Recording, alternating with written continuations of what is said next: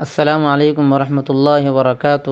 برادران اسلام، بورا بنڈے میں ایک علاقہ ہے جس کا نام صفدر نگر ہے، جہاں تقریباً 90% آبادی مسلمانوں کی ہے۔ ان میں اکثریت پسماندہ ہے اور روزانہ کی مزدوری پر اپنا گزارا کرتی ہے۔ مساجد کی کمی کی وجہ سے لوگ دین سے دور ہیں اور نمازوں سے دور ہے، بچے مکتب کی تعلیم سے دور ہے۔ الحمدللہ علاقے کے چند لوگ مساجد کی کمی کو دور کرنے کے لیے 100 گز زمین 41,75,000 روپے میں خریدے ہیں، جس کا بیانہ 5 لاکھ روپے بطور قرض لے کر دیا گیا ہے۔ 3 ماہ کی مدت میں باقی 36,75,000 روپے دینا ہے۔ لہذا آپ حضرات سے گزارش ہے کہ اس کار خیر کی کامیابی کے لیے دعا فرمائیں، نیز اپنے اور اپنے مرحومین کے لیے ثواب کی نیت سے زیادہ تعاون بھی فرمائیں۔ 1 گز کی قیمت کے ذریعے سے یا 1 اسکوائر فٹ کی قیمت کے ذریعے سے یا 1 مسلح کی قیمت کے ذریعے سے تعاون فرمائیں اور رابطے کے لیے ان نمبرات پر فون کریں۔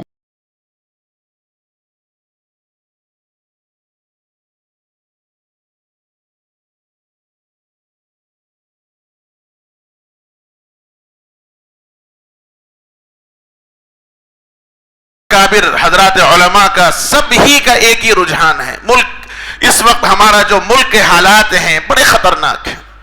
ابھی جو نئی ایجوکیشن پالیسی آنے والی ہے 2023 میں، ان لوگوں کا ارادہ ہے اس کو نافذ کرنے کا۔ اگر وہ ایجوکیشن پالیسی نافذ ہو جاتی ہے اور ہونے والی ہے، طے ہو چکا ہے، پاس ہو چکی ہے، ایجوکیشن پالیسی آنے والی ہے اور بڑی خطرناک پالیسی ہے، اور گوگل پہ موجود ہے، سرچ کیجئے، اس کا ٹرانسلیشن ہو چکا ہے۔ اس پوری پالیسی کے اندر ہر جگہ ٹارگٹ کیا گیا ہے مسلمانوں کو، عقائد کے نام پر، تہذیب کے نام پر۔ اگر ہم نے اب بھی توجہ نہیں دی اپنے بچوں پر اور اپنی نسلوں پر، اپنے بچوں کی تعلیم پر، تو میرے بھائیوں کل کا اللہ نہ کرے وہ دن آئے کہ ہماری نسلیں اس قابل بھی نہ ہو کہ ہم مرنے کے بعد وہ کم سے کم ہمارے لیے 2 قرآن مجید کی آیتیں پڑھ کر ایصال ثواب کر دے۔ آج تو ہم کر رہے ہیں اپنے مرحومین کے واسطے ایصال ثواب، اور کچھ نہ کچھ فاتحہ ان کے واسطے کر رہے ہیں، لیکن کل ہماری نسلیں یہ قابل نہ کر پائیں۔ کئی نوجوانوں کے ایسے حالات میں آپ کو بتلا رہا ہوں کہ جنازہ پڑھنا نہیں آتا، ان کو جنازہ پڑھنا نہیں آتا۔ 18 سال کی عمروں کے بچے ہو چکے ہیں، لیکن جنازے کا طریقہ نہیں آتا۔ بارکس میں خود میرے گھر پہ مکتب چلتا ہے، میں آپ کو بارکس کی بات، میرے اپنے علاقے کی بات سنا رہا ہوں۔ میرے گھر پہ مکتب چلتا ہے، عشاء کی نماز کے بعد بالغ بچے پورے پڑھتے ہیں، ان کی فقہ کی کلاس، مسائل کی کلاس میں لیتا ہوں۔ میں آپ کو بتلا رہا ہوں کہ میں روتے ہوئے بیٹھا، تقریباً 11 بچے ایسے رہے جن کو غسل کے فرائض نہیں معلوم تھے، اور وہ سارے بچے کالج کی فرسٹ ایئر کے پڑھنے والے تھے۔ اتنا معلوم تھا کہ شاور لینا ہے، گھر میں شاور لگا دیا گیا، شاور کھول کے شاور لے لینا، یہ معلوم ہے غسل کب فرض ہوتا ہے، غسل میں فرائض کیا ہیں، کیوں فرض ہوتا ہے، طریقہ کار کیا ہے، سنت کیا ہے، نہیں معلوم۔ جنازے کا نماز کا طریقہ نہیں معلوم ہے۔ اس کی ذمہ داری کس کے سر ہوگی؟ اچھے سے اچھے کالج کا انتخاب ہم نے کیا، اچھے سے اچھے اسکول کا ہم نے انتخاب کیا۔ ہمارا بچہ جب انگریزی زبان پہ 4 جملے بولتا ہے تو سینہ فخر سے چوڑا ہو جاتا ہے کہ میرا بچہ کیا انگریزی بولتا ہے۔ اس بے غیرت باپ کو اور اس بے غیرت ماں کو اتنا گوارا نہیں کہ میرا بچہ قرآن کتنا پڑھتا ہے، کبھی یہ بھی میں دیکھ لوں۔ اتنی فرصت نہیں ہے مجھے۔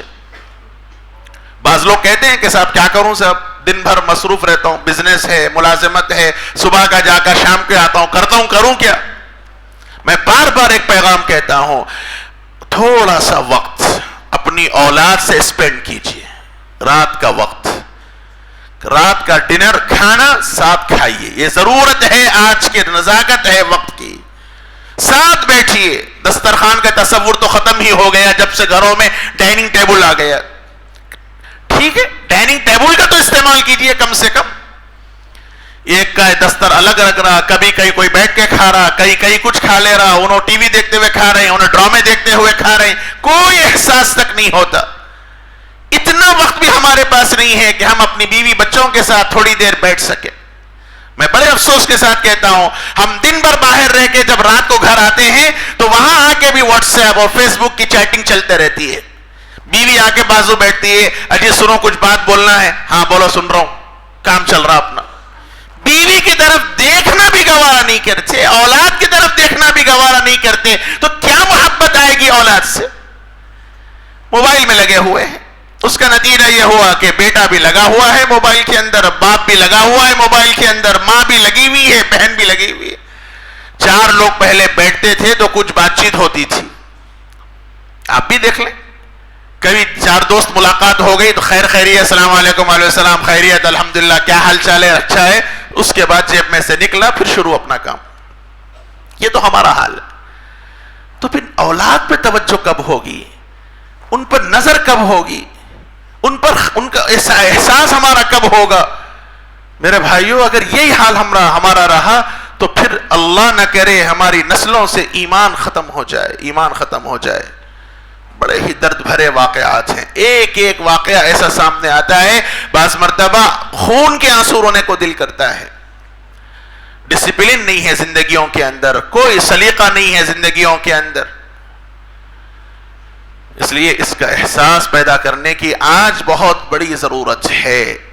اچھے سے اچھی تعلیم ضرور دلائیے آپ. میں کہتا ہوں کہ آج کے زمانے کے اندر نوجوان مسلمانوں کو اپنے وقت کا ماہر ڈاکٹر بننا چاہیے, اس کی بھی ضرورت ہے.